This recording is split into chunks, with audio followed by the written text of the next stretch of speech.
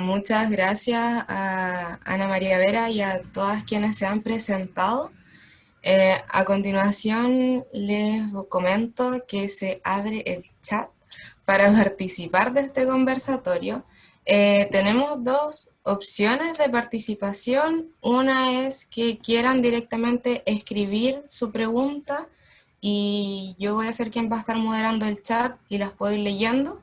Y de lo contrario, si quieren decirla a través del micrófono, escriban en el chat pregunta y yo les doy el pase para que activen el micrófono y puedan hacer alguna pregunta general o dirigida específicamente a alguna de las expositoras. También cabe mencionar que en un afán de hacer de este conversatorio un espacio seguro, va a haber tolerancia cero frente a cualquier tipo de violencia o de, no sé, comentario ofensivo que se pudiese realizar, así que como Psicofem nos tomamos el derecho de poder expulsar a cualquier persona que realice ese tipo de conductas. Para dar inicio entonces de pleno a este conversatorio, como Psicofem planteamos una pregunta general para las expositoras, que es por qué consideran importante visibilizar temas como feminismo, género y sexualidades dentro del área en el que cada una se desempeña.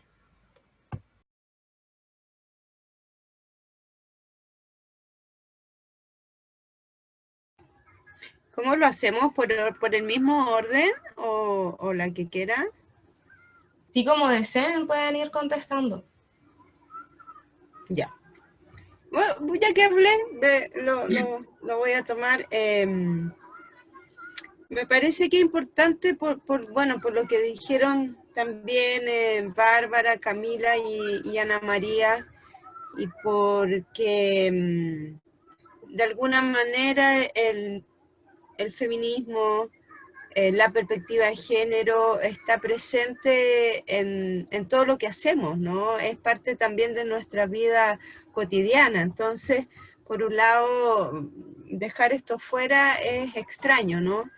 Hay una historiadora, Michelle Perrot, que hablaba cuando ella inicia o se inicia en la historia de las mujeres en Francia a fines de los 60, en el 68, decía que de alguna manera también tanto la historia de las mujeres como luego la perspectiva de género cuando es tomada por el feminismo como otros paradigmas, cambiaron también la manera de entender el conocimiento y por eso son también tremendamente importantes, ¿no? Porque por lo menos en el caso de la historia, que venimos de una tradición que es positivista, que es androcéntrica, eurocentrista, también son cambios de paradigma, ¿no? Para las ciencias sociales y para las humanidades, en términos, por un lado, de mostrar la posibilidad de dar cuenta de otros sujetas, de otros sujetos, pero también de otras temáticas, ¿no? Que en el caso nuestro había sido quizá una historia más central en lo institucional, o la historia política tradicional, digamos, pero que tampoco es la historia política de todas y todos o todes, sino que era la historia política de las élites, y nos formamos todas con una historia oficial, que la aprendemos desde el colegio, en la que hay una serie de identidades que están fuera, que no existen, y de historias que no existen. Entonces, desde esa perspectiva ha sido, yo creo que para muchas de nosotras, por lo menos desde la historia, muy importante poder visibilizar, ¿no es cierto?, tanto el feminismo como la perspectiva de género, las sexualidades, las disidencias sexuales también, porque aparecen fuera de la historia oficial. Y si tenemos una historicidad, entonces por un lado está ese desafío de buscar estas historicidades más largas.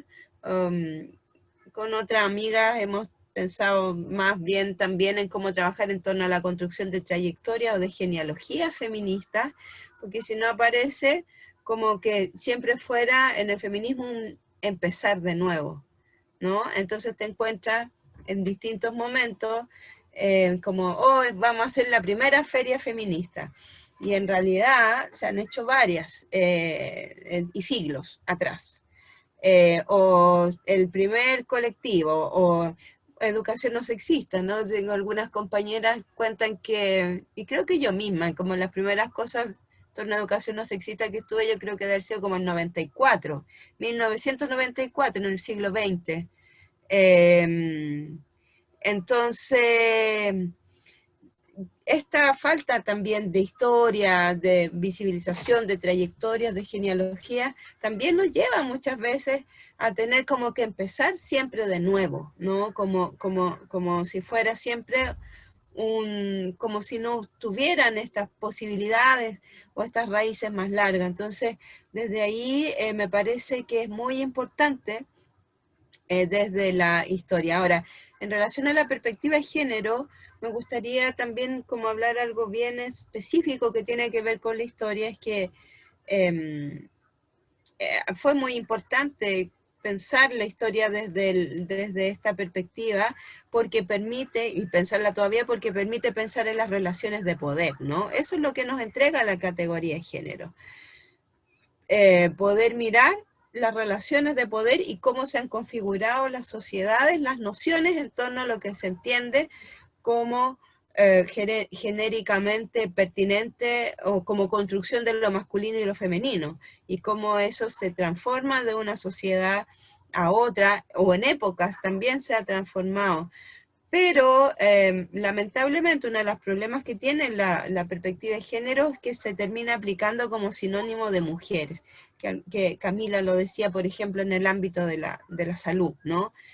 Y perdemos, y hemos perdido quizás de vista la posibilidad de mirar más bien las relaciones de poder entre los géneros y poder mirarlo desde un paradigma que no sea solo este paradigma binario, etcétera. Entonces, ahí hay un trabajo que me parece que es importante en términos también de problematizar las categorías que usamos.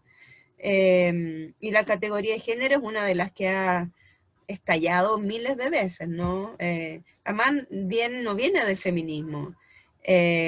Fue usada primero por Margaret Mead en los años 30 en la antropología, desde la psicología, fuertemente Money y Stollen quienes en los años 50 la proponen en relación al trabajo que hacían, que en ese tiempo se llamaba a la intersexualidad, hablaban de personas hermafroditas, y eran los términos que usamos hace no tanto tiempo atrás, y desde cómo ellos acuñan la categoría luego en la segunda ola feminista o tercera ola, como quieran llamarla, de los años 60, 70, en Europa y Estados Unidos. En Europa es parte de Europa, lo más conocido, toman la categoría de género. ¿Por qué? Porque sirve al feminismo para salir de la idea de una biología distintiva, ¿no? En que todavía pensaban que las mujeres teníamos el cerebro más chico, en que hormonalmente teníamos un tema con las emociones, etcétera, ¿no? Entonces,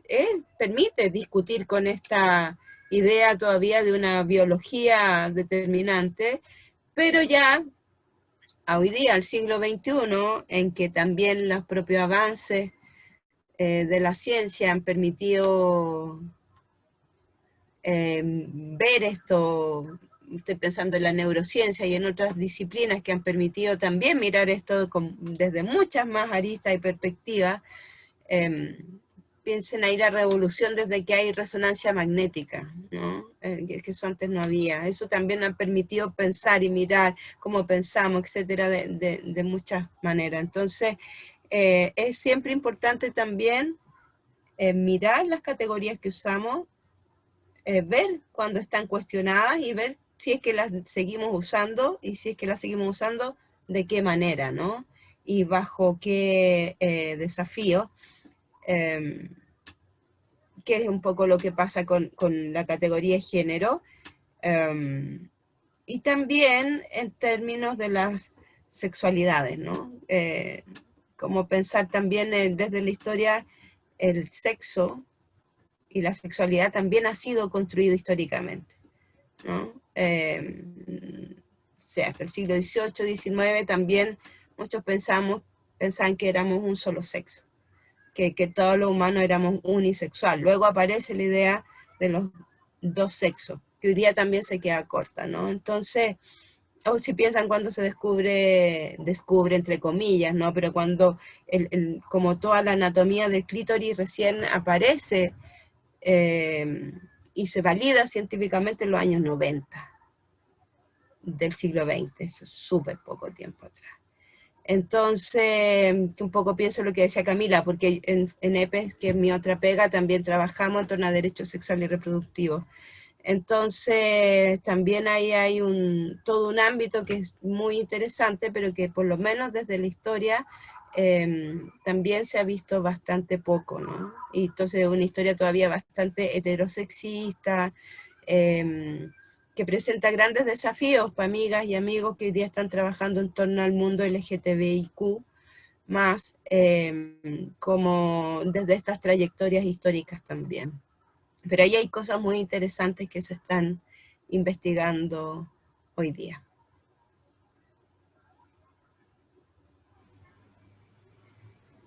Sí, ¿sabes qué?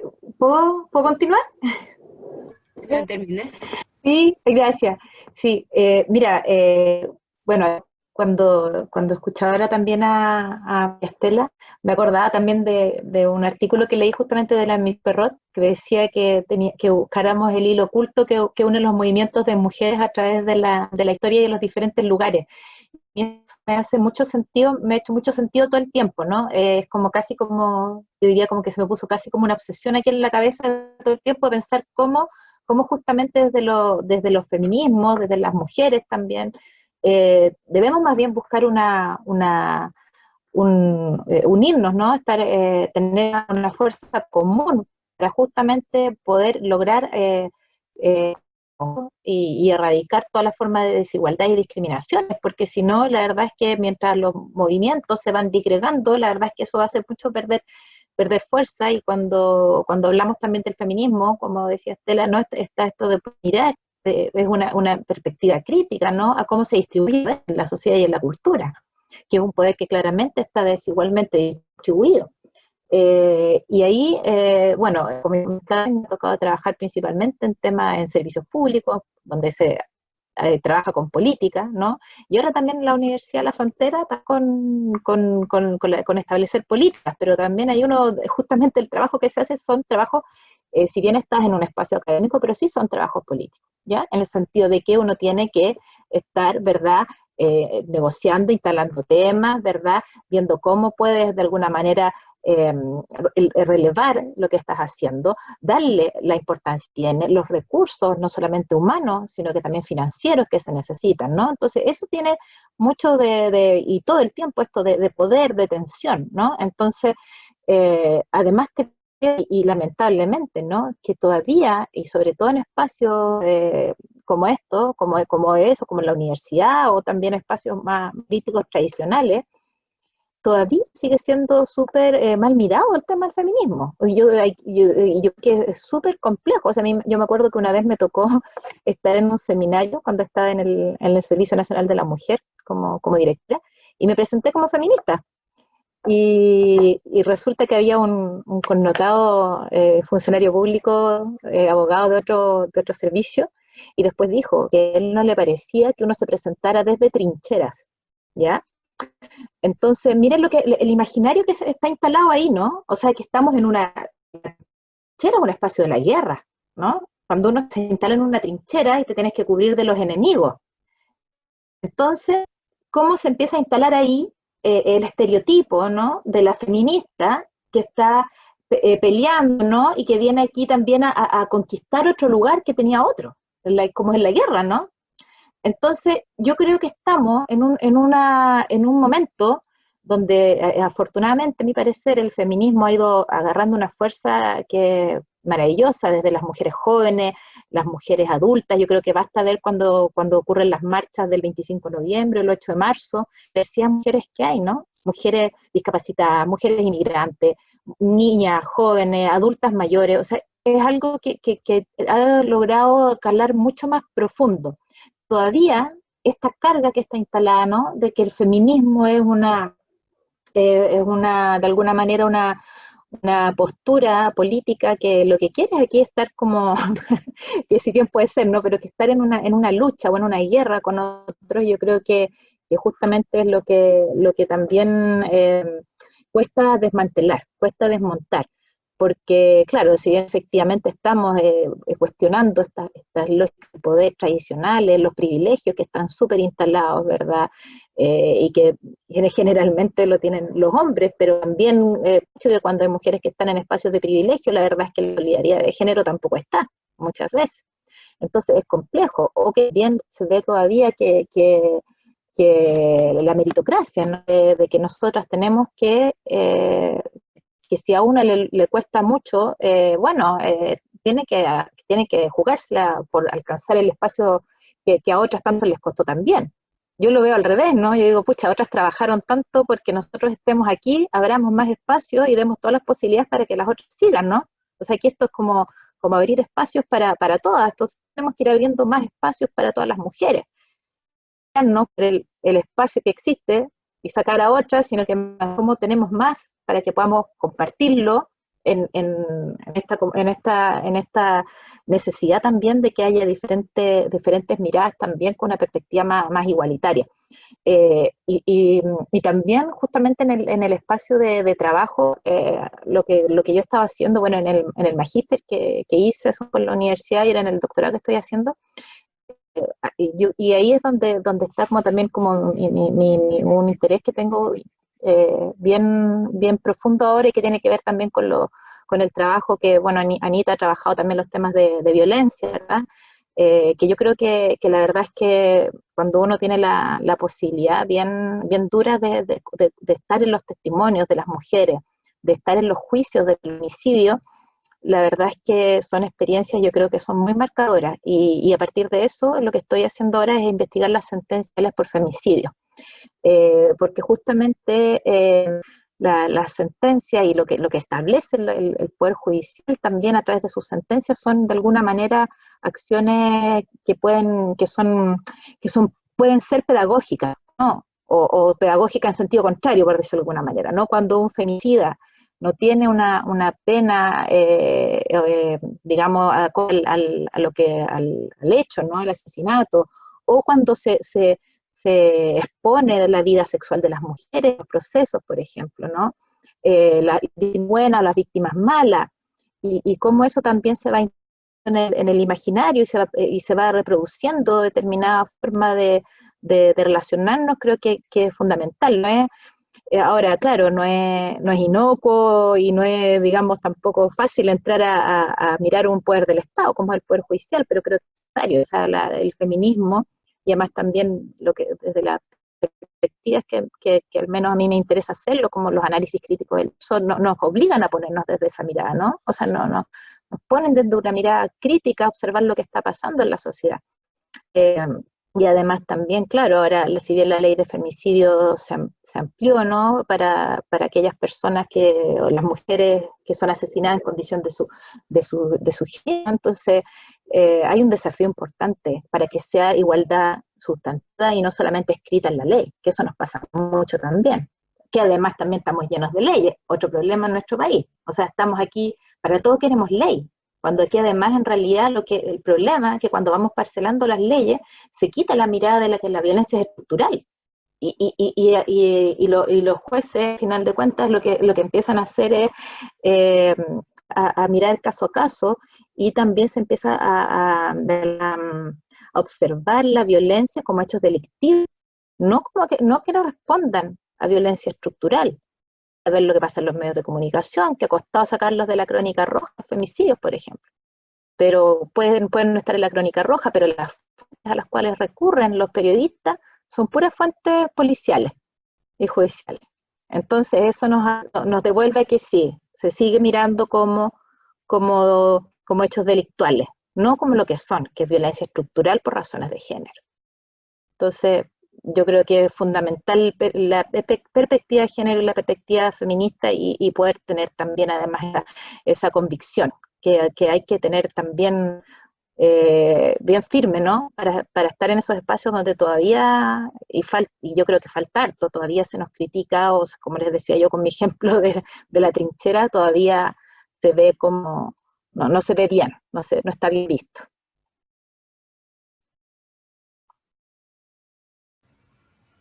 Si alguna más de las Sí, invitadas quiere responder a la pregunta, puede hacerlo. a mí me parece que, bueno, es un camino necesario y urgente tratar, digamos, estos temas, los de sexualidad que nos permiten transformar también las categorías, como decían las compañeras, de cuerpo, de sexualidad, género, y que nos pueden permitir reconstruir y desesencializar también en todos sus aspectos, ¿cierto?, estas concepciones. Y además porque las feministas queremos cambiarlo todo, po, ¿sí? Y eso tiene que ver con que por todos lados siguen habiendo, ¿cierto?, efectos de la cultura patriarcal, ¿no? Estereotipos sobre las mujeres, estereotipos sobre las disidencias, en roles de pasividad, de sumisión, invisibilidad, exclusión. Por lo tanto, se hace urgente, ¿cierto?, cambiar esas relaciones entonces de poder, tanto en la esfera pública como en la esfera privada, en el país y en la casa, como decíamos antiguamente. Eh, y además también porque el poder se va desplazando, se va disfrazando, se va también recreando. Por eso es tan importante lo que dijo, ¿cierto?, María Estela, de poder construir estas genealogías, porque eh, las resistencias tienen que ir aprendiendo, ¿cierto? Las resistencias feministas y cada una de las nuevas generaciones tienen que ir aprendiendo también de esta historia. Porque tenemos que resistir a estos múltiples nudos de poder, ¿ya? Tenemos que ir resistiendo, ¿cierto?, también a la violencia que se ha ido naturalizando en el sentido común y a todas estas múltiples violencias que también Bárbara hacía mención, que son estructurales, que son simbólicas y que afectan la vida de las mujeres, de las niñeces, de las disidencias y también de las clases más precarizadas y de los pueblos excluidos. Entonces, si queremos hacer cambios y tener alternativas a esos modos de vida que se nos han impuesto, es importante entonces empezar, ¿cierto?, a hablar de esto.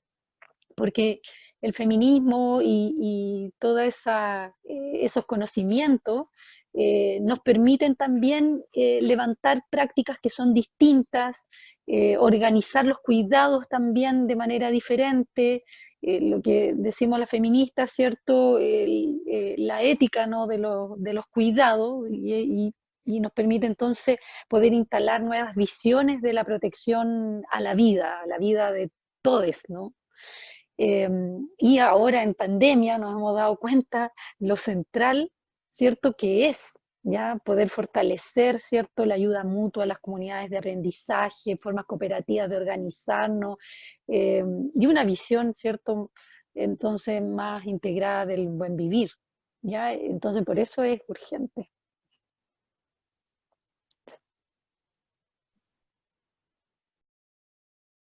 ¿Me escucho? Sí. Bueno, yo concuerdo que es de suma urgencia, en verdad, cambiar, digamos, esta perspectiva, sobre todo, digamos, en la vivencia de las sexualidades.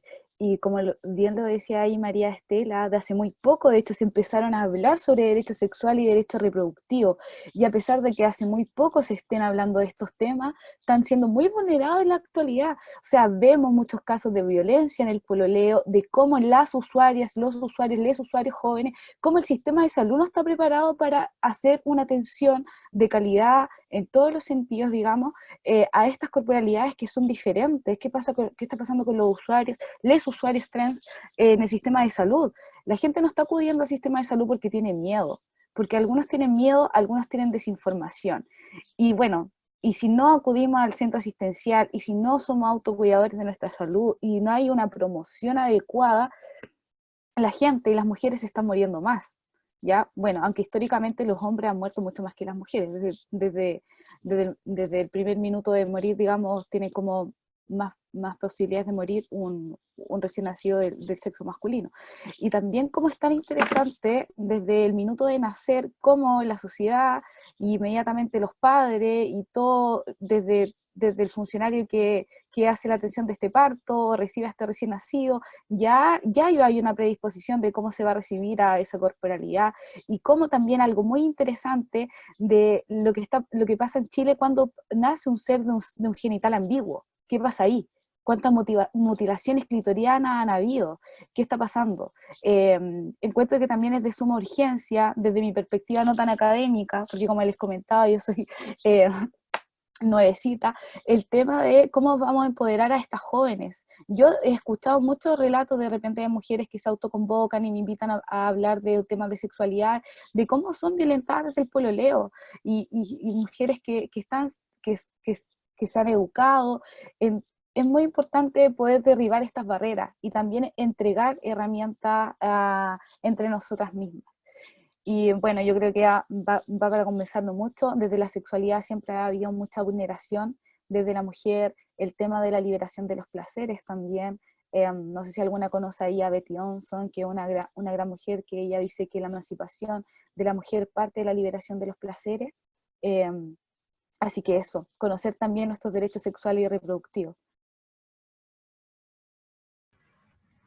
Gracias a todas por responder a la pregunta. Nos están llegando preguntitas al chat y no son preguntas dirigidas a nadie en específico, así que quien quiera la puede responder. La primera la hace Suni y dice: ¿quién ejerce la violencia de género y cuáles son las principales causas de la violencia de género?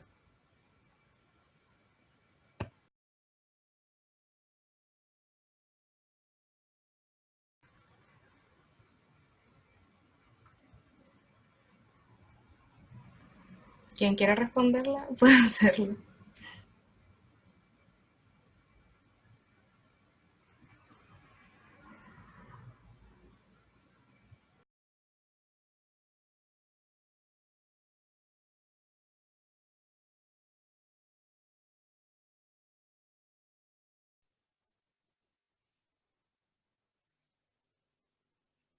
¿Sí? Voy a hacerlo yo entonces. Em, bueno, ¿quién ejerce, dice, la violencia de género? ¿Sí? Sí, pregunta: ¿quién ejerce la violencia de género y cuáles son las principales causas de esta? La violencia de género. Bueno, en relación, ¿cierto?, a la violencia de género, bueno, una de las cosas, digamos, más importantes que nuestros marcos comprensivos desde el feminismo, eh, digamos, nos brinda, es entender que la violencia de género se ha ido instalando culturalmente, históricamente, y que además, ¿cierto?, la violencia de género tiene un soporte estructural, ¿ya? Por lo tanto, ¿cierto? Por eso es que criticamos muchas veces las leyes que aparecen, porque no contemplan, ¿cierto?, estas miradas, que son, ¿cierto?, mucho más complejas, ¿ya? Entendemos, ¿cierto?, que nuestro sistema patriarcal, ¿cierto?, actualmente, que ha ido mutando también muy de la mano con los sistemas económicos neoliberales, han instalado su foco en la circulación del capital y las miradas, digamos, de las competencias del sálvese eh, quien pueda, y además que sobreviva el más fuerte. Y esa instalación ha desplazado las dimensiones más importantes en relación, ¿cierto?, al cuidado de la vida. Y Y esas estructuras que son culturales, que son económicas, que son expresadas también en políticas institucionales, ha ido atravesando toda nuestra cotidianeidad. De la mano también con la violencia simbólica que genera las condiciones, ¿ya?, para que la violencia más directa en nuestros cuerpos entonces y en nuestras cuerpos se produzca. Por lo tanto, yo considero, digamos, que las causas son estructurales, que son culturales, por eso, ¿cierto?, la lucha no termina, ¿cierto?, y el trabajo es profundo, que va también, ¿cierto?, estas causas también, ¿cierto?, se van adaptando en cada una, digamos, de las décadas, eh, y, eh, y la violencia viene desde todos lados en ese sentido, ¿no? Lo que más se habla, ¿cierto?, es la violencia de esta masculinidad tradicional, desde el machismo, ¿cierto?, hacia las mujeres, pero cuando hablamos, ¿cierto?, de violencia de género, tenemos que tener una mirada mucho más allá de eso, ¿no? Y tenemos que ver cómo incluso nuestras propias instituciones también violentan, cómo nuestra misma psicología, me imagino que aquí igual hay hartos estudiantes, no sé, de psicología, también ha ejercido violencia de género, porque nuestra ciencia, nuestra disciplina, ha jugado desde ciertos enfoques, sobre todo, por ejemplo, un rol súper disciplinante, ¿ya? Y planteando, no sé, una distribución también del poder que se mantiene a través, digamos, de la enseñanza de algunos enfoques, ¿no? Entonces, también es violento, ya que las disciplinas sigan manteniendo, ¿cierto?, estas perspectivas, ¿no? Y también, ¿cierto?, hay enfoques que se dicen que son neutros, ¿ya? Y eso también es violento, no hay enfoques neutros, ¿ya? Los enfoques llevan también a una práctica y esas prácticas llevan a una lógica de acción y se van constituyendo como normas que finalmente desde nuestra psicología también se transforma entonces en violencia hacia aquellos sujetos, hacia aquellas sujetas que van a participar de las mismas prácticas de la psicología. Entonces es importante, ¿cierto?, que podamos analizar el problema de la violencia desde una mirada mucho más compleja, ¿no? No sé si alguien quiere aportar algo más a esa respuesta o pasamos a la siguiente pregunta. ¿Pasamos a la siguiente entonces? Ya. Es de Pilar Leiva y dice: hola, primero que todo agradecerles por ser tan inspiradoras, escucharlas da mucha motivación para continuar la lucha. Y segundo, mi pregunta es en general también. Me gustaría que me ayudaran a entender por dónde iniciar la educación desde el feminismo en establecimientos educacionales, desde los primeros niveles en adelante. ¿Por qué ha costado tanto incorporarlos al currículum e involucrar a las familias y al contexto en general?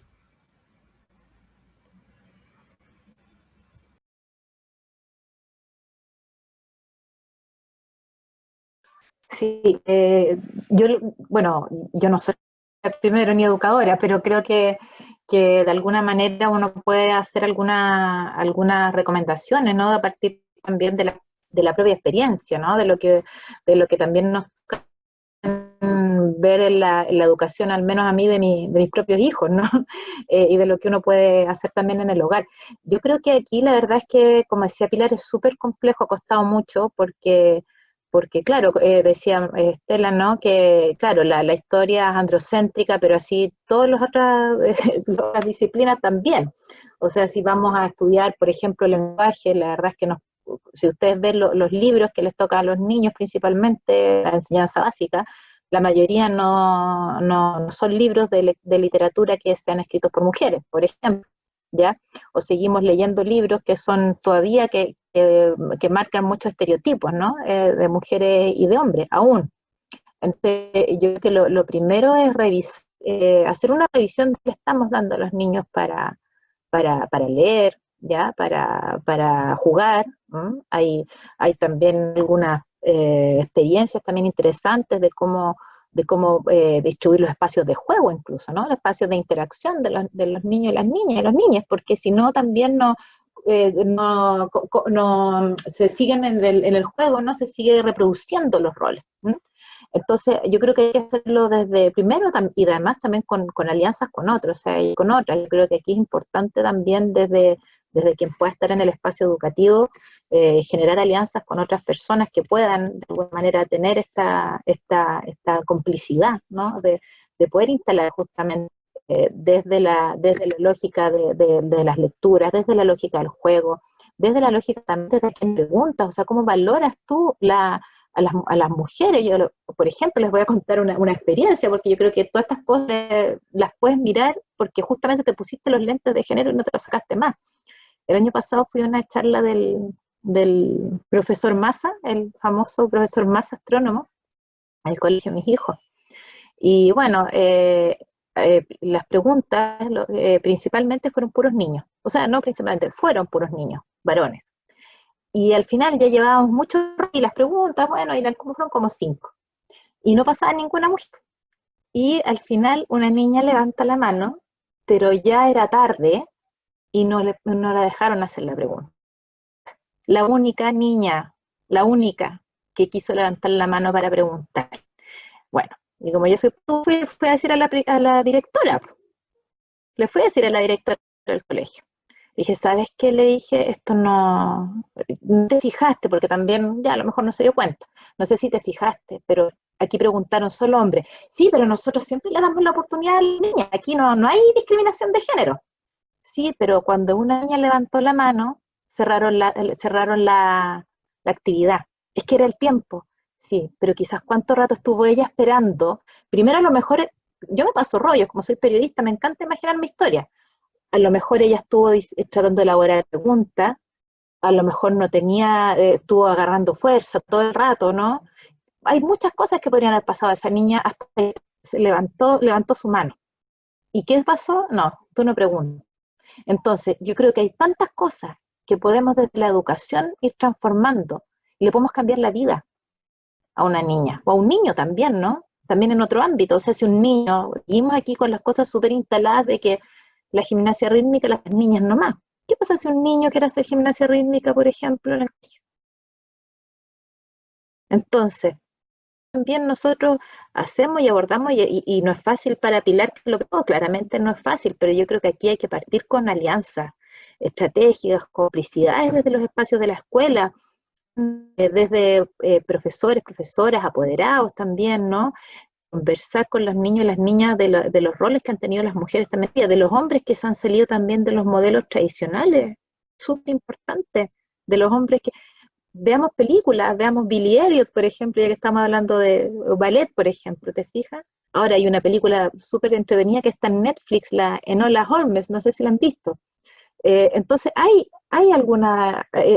existe ahora mucho más herramientas que antes, porque actualmente el movimiento feminista yo creo que ha actuado también en productos como culturales que son interesantes, y hay más herramientas, pero claramente las escuelas también son instituciones súper patriarcales también, lo son todo el rato, la educación también. Entonces hay que partir con la confianza, la complicidad y buscar estrategias para ir instalando nuevas miradas y sembrar en esos niños y esas niñas.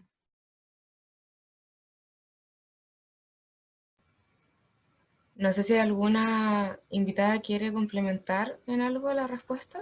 Sí, a mí, más que complementar, que estoy súper de acuerdo con todo lo que dijo Bárbara, quería como agregar un elemento, porque yo sé, o he visto también que es difícil trabajarlo incluso con nuestros propios entornos cercanos, ¿no? Con la familia o las personas cuidadoras, porque quizás incluso puede ser más probable que se produzcan algunas transformaciones en las escuelas, a partir de cambios curriculares, el trabajo en torno al espacio.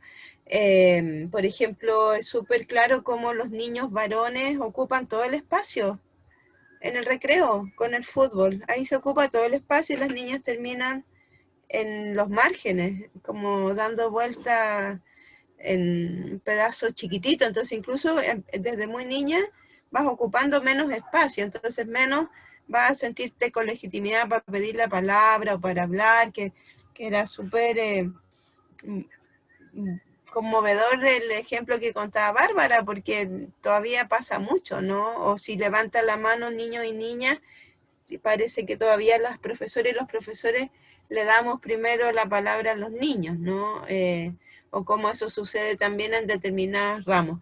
Pero también pensaba que ahí, como desde el trabajo personal también, que puede ser interesante hacer, a mí algo que me hizo mucho sentido, que lo escuché hace algunos años, es que realmente ninguna persona se siente completamente cómodo con la construcción de género. O sea, esto no es algo ajeno que le pasa a los otros.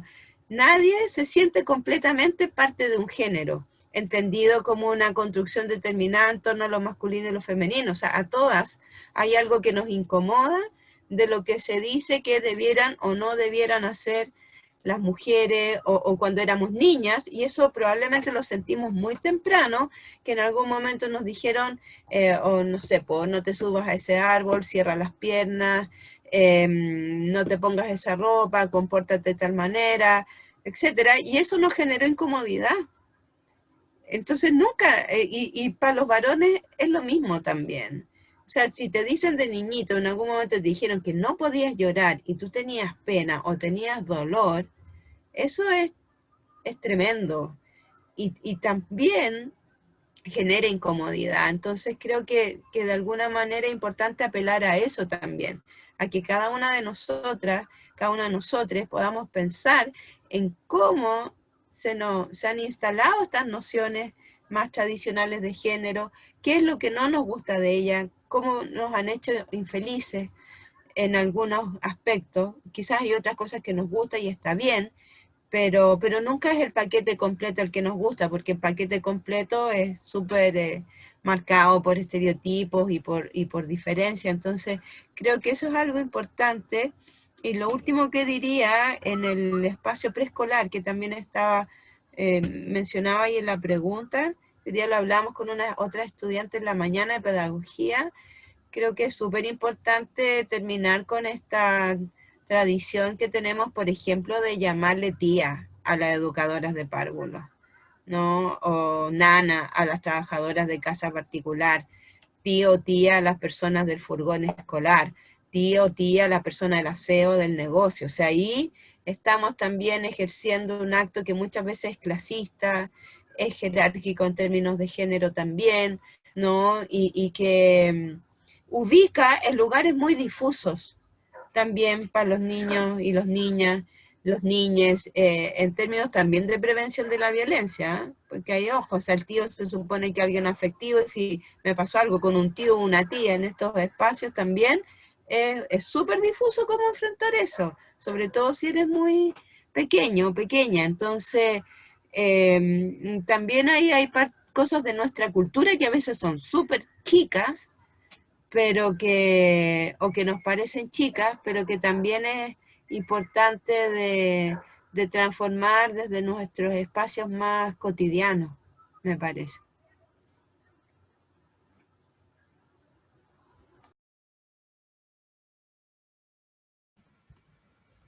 ¿Alguien más quiere acotar algo a estas respuestas o pasamos a la siguiente?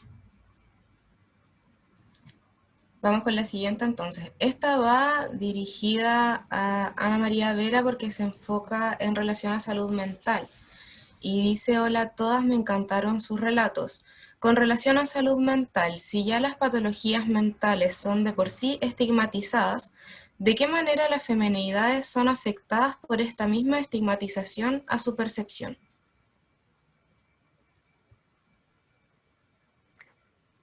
Bueno, yo creo que ya lo he dicho un poco, ¿cierto? Que eh, en relación, ¿cierto?, a la psicología y su aproximación a la salud mental, creo que se ha avanzado muy poco en cuanto, digamos, a ir transformando también las miradas y las estructuras que soportan también las prácticas en salud mental. Eh, eh, Estoy pensando, digamos, en los últimos eventos que hemos visto, ¿no?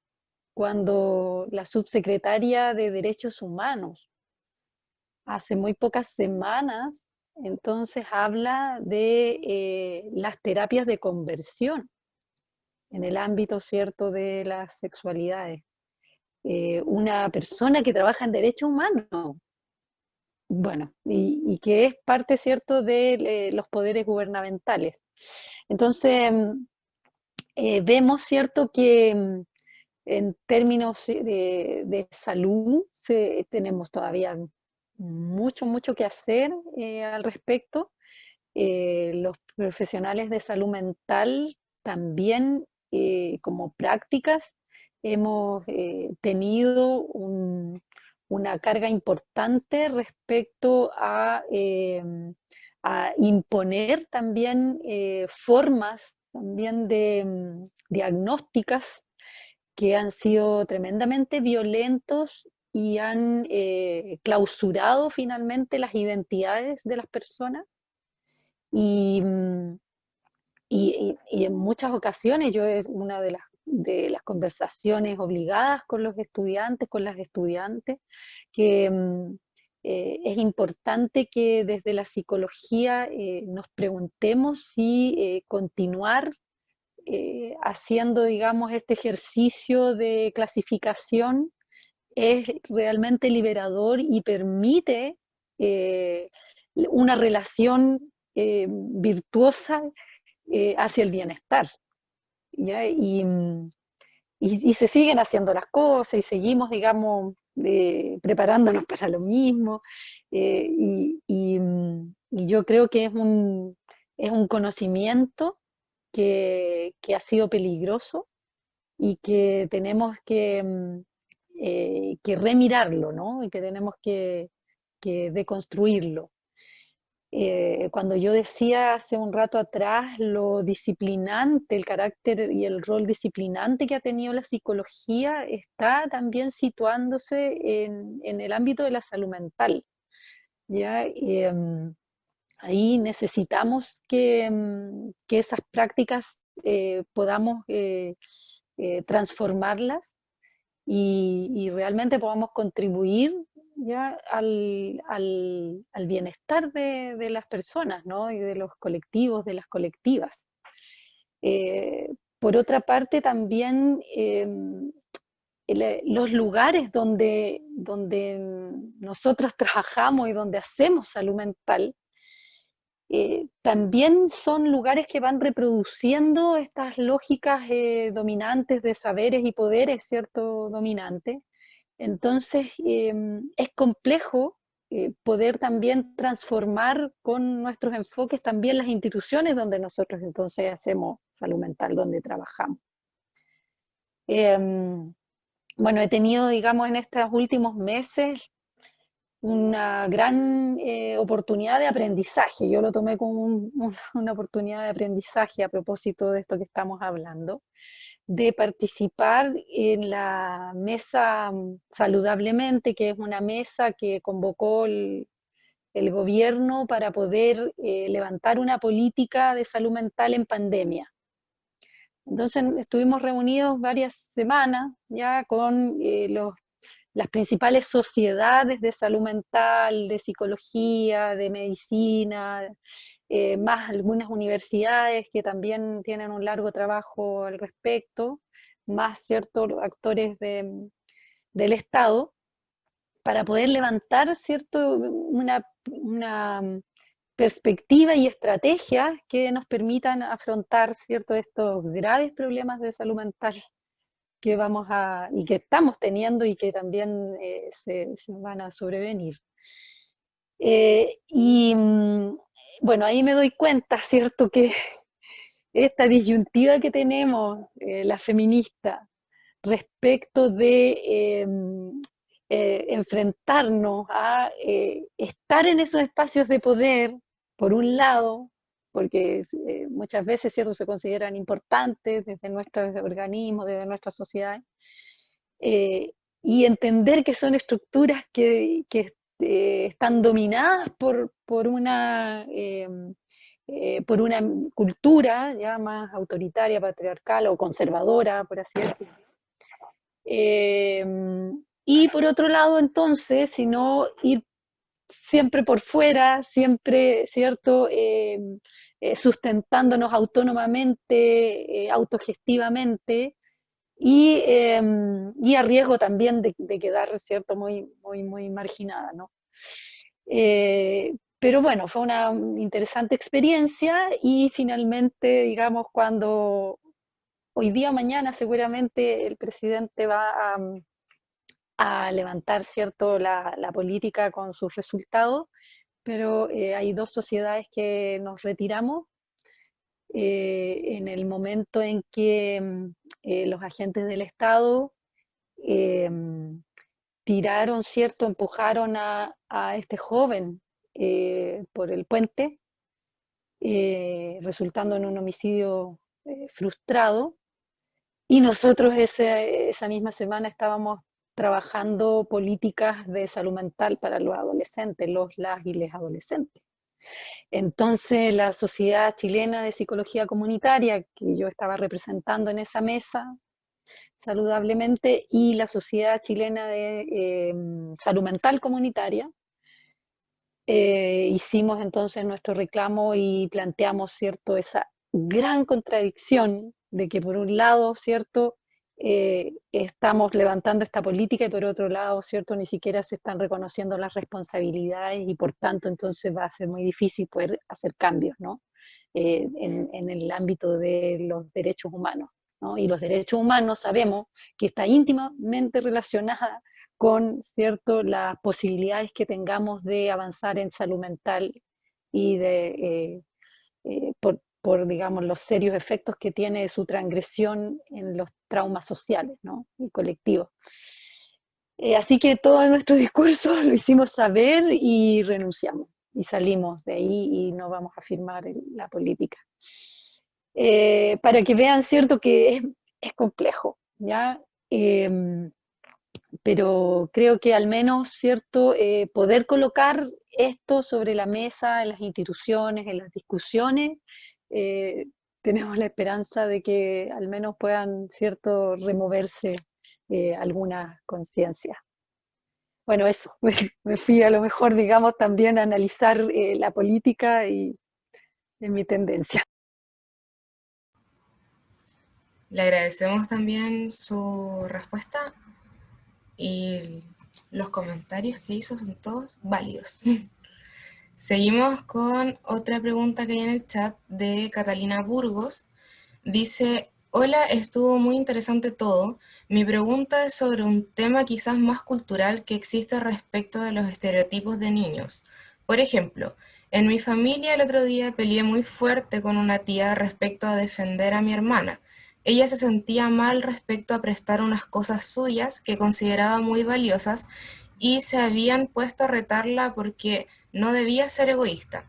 Sin embargo, cuando esto pasa a la inversa con un primo, por ejemplo, no le exigen esta solidaridad y comprensión. Mi pregunta va en qué podemos hacer en estas ocasiones para hacer entender a los padres el daño que hacen con los estereotipos a futuro sin que lo consideren de una forma despectiva.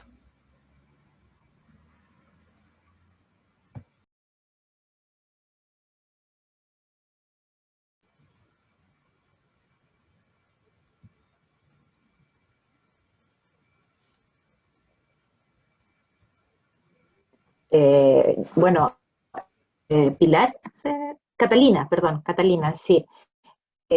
Bueno, es bien complejo porque también para esto hay que tener cierta, o sea, para que alguien comprenda que un estereotipo puede dañar a una persona, también tiene que tener cierta apertura, y yo creo que Anita como psicóloga puede saber más, que si es que alguien no quiere cambiar, probablemente va a ser muy difícil que eso ocurra, y yo creo que en eso también hay que estar consciente. Ahora, ¿qué es lo que veo yo también un poquitito en el ejemplo que pone Catalina?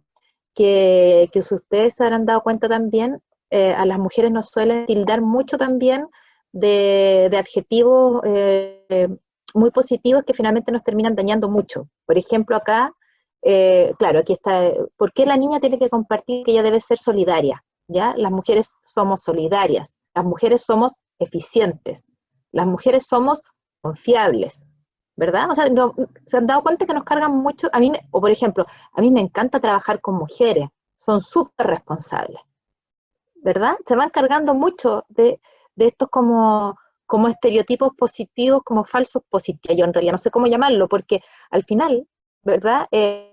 Genera como una expectativa, por un lado, respecto a cómo deben ser las mujeres, una expectativa como universal respecto a todas nosotras, ¿no? También es falsa, no somos todas iguales, por lo demás, somos diversas, diferentes, con diferentes talentos, los hombres también, por cierto, ¿no? O sea, esto es algo que hay que instalarlo también. Y quizás por ahí pudiese haber algún argumento, ¿no? De que también, en la medida en que se instala esto de que las mujeres somos eficientes, somos responsables, también nos están explotando, ojo. No es que les damos más trabajo a ellas porque son responsables. No, es que me va a cumplir siempre súper bien y vamos cargándonos de trabajo, y vamos cargándonos de trabajo. Y las mujeres es súper dura en los espacios de trabajo. ¿Mm? Porque además también, cuando llegamos a la casa, no llegamos a descansar. O sea, todavía eso ha costado mucho cambiarlo. Si la encuesta que hizo el INE del uso del tiempo el 2015 demostraba una brecha abismante de horas, de promedio de horas diarias de trabajo entre mujeres y hombres en el trabajo doméstico, al interior de los hogares. No recuerdo bien, pero era algo así como que los hombres trabajaban 2 horas y las mujeres 5, más o menos. Por ahí va la diferencia. Entonces, claro, si te explotan en el trabajo, estás sobrecargada, digamos, argumentando todos estos calificativos, ¿no? Positivos, entre comillas, y después además llegas a tu hogar y tienes la sobrecarga laboral de trabajo no remunerado, que sería un muy buen tema que quedara, ojalá, en la nueva constitución, si es que tenemos nueva constitución, que esperemos que sí, ¿no? La valoración efectiva del trabajo doméstico, del trabajo del hogar, ¿no? Que no está valorizado, etcétera. Y eso también conlleva también a las de otras mujeres, ojo, con las trabajadoras de casa particular, por ejemplo. Entonces yo creo que hay que ir también, tener harta paciencia, Catalina, y harta conversación con los papás también, de ir mostrándole. Yo creo que participar de estos encuentros va entregando también argumentos para demostrar también cómo puede impactar negativamente también a la hermana o a la prima, ¿no? Y también en su vida actual, como niña, pero también en su vida futura. ¿No? Así que eso sería como una recomendación también desde la experiencia de las crianzas, tratar de ser crianzas, pero también desde lo que uno ve desde las políticas públicas, también instalar eh, la mirada, o sacar la mirada sexista también respecto a los niños y las niñas, ¿no? Todavía los dibujos animados, las mismas empresas, ¿no? Cómo instalan los estereotipos de los niños, los juguetes. O sea, acuérdense, cuando vayan al Jumbo, por ejemplo, el pasillo rosado y el pasillo azul. Si eso está todavía existe. Pareciera que fuera antiguo, pero no, eso es ahora. Y cuesta luchar contra eso. A uno con las hijas, los hijos, cuesta mucho sacarlos de eso, aunque uno en la casa transmita y tú puedas hacerlo, quieras hacer de manera. Pero es una lucha bastante compleja. Y hay que tener ánimo, pero después uno empieza a ver los frutos. Anécdota, les voy a comentar. Mi hijo una vez me dijo, el año pasado tenía 8 años, y me dijo: mamá, ¿cómo María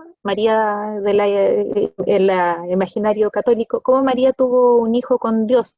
Bueno, yo le expliqué, le dije, bueno, para la religión católica, cristiana, ella se le anunció un ángel, te fijas, y bueno, y resulta que ella estaba embarazada.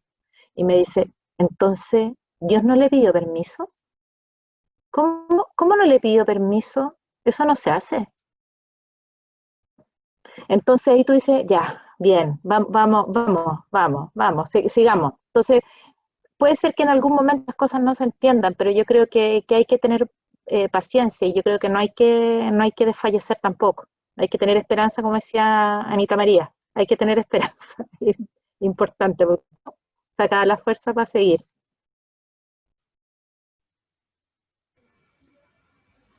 Bueno, gracias a Bárbara por su respuesta y por esa anécdota también personal que contó.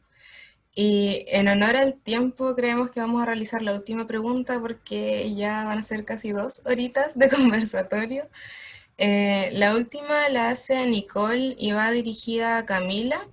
Dice, me gustaría saber qué opina del enfoque heterosexual en la enseñanza de la educación sexual y desde dónde se podría comenzar a hacer cambios para una educación sexual íntegra. Bueno, se escucha, ¿cierto? Sí. Es una pregunta bastante compleja, porque el tema de la educación sexual hay que verlo también de varias dimensiones.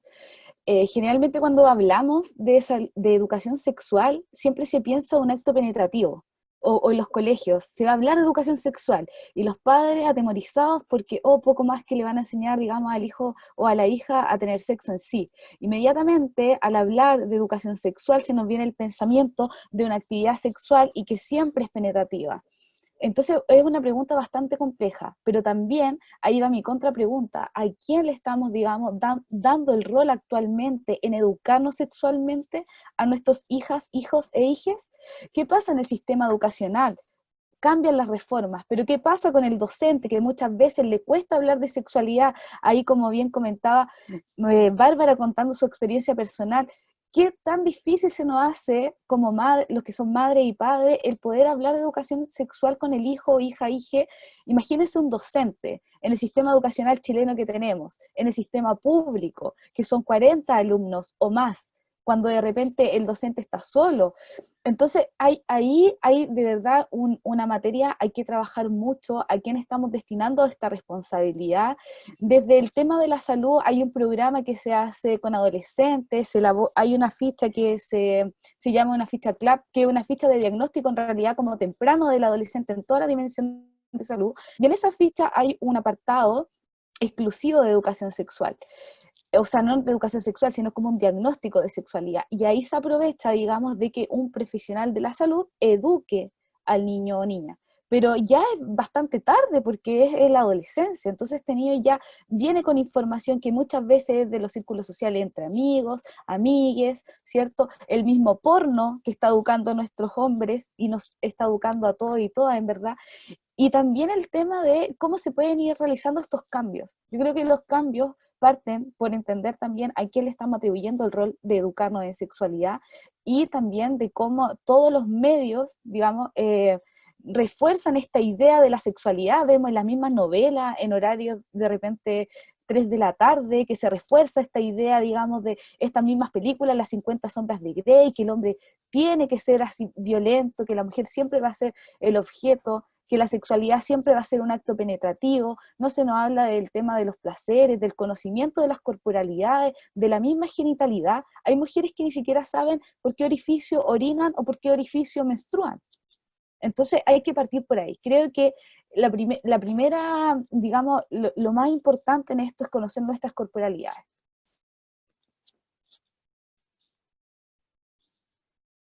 Eso sería.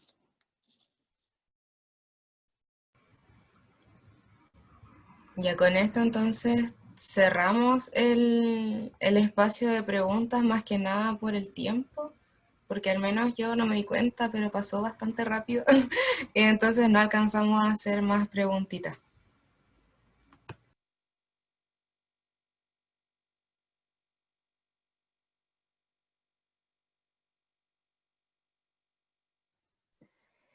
Bueno, queremos agradecerles por asistir y participar de este conversatorio. Esperamos que haya sido del agrado de todos y les dejamos invitados a próximas actividades. Cualquier duda o consulta, escríbanos al Instagram psicofem.umt y ahí les vamos a responder cualquier cosita. Muchas gracias por asistir. Gracias por la invitación. Felicitaciones, Psicofem. Muchas Muchas gracias. gracias. Abrazo para todas. Sí, Sí, gracias. gracias. Muy bien. Muy bueno el conversatorio, muy bueno. Sí, Gracias. gracias. Chao. Muchas gracias. Chao, chao.